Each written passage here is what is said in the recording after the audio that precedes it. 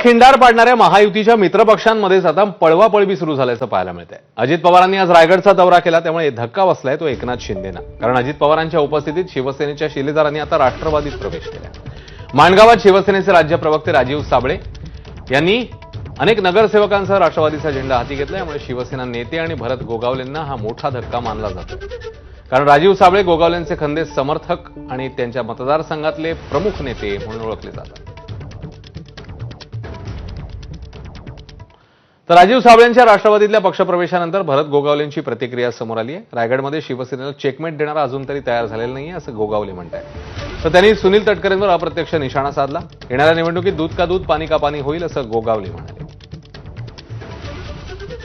माजी आमदार माणिकराव जगताप यांची मुलगी, अशोकदादा साबळे यांचा मुलगा, त्यानंतर मधुकर ठाकूर यांचा मुलगा, या तिन्ही माजी आमदारांच्या मुलांना घेऊन कदाचित त्यांना असं वाटत असेल की आपण शिवसेनेला चेकमेट देऊ शकतो, परंतु अजून शिवसेनेला चेकमेट देणारा अजून तयार झालेला नाही आहे।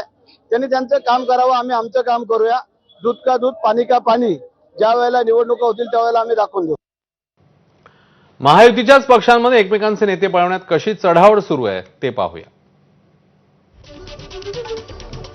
जळगाव ग्रामीणचे आमदार आहेत शिवसेनेचे गुलाबराव पाटील।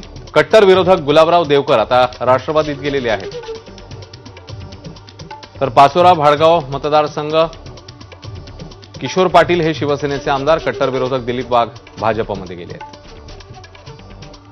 राधानगरी मतदारसंघात शिवसेनेचे प्रकाश आबिटकर हे आमदार आहेत, त्यांचे कट्टर विरोधक केटी पाटील राष्ट्रवादीमध्ये आहेत। त्यामुळे इकडे हा संघर्ष पाहायला मिळू शकतो।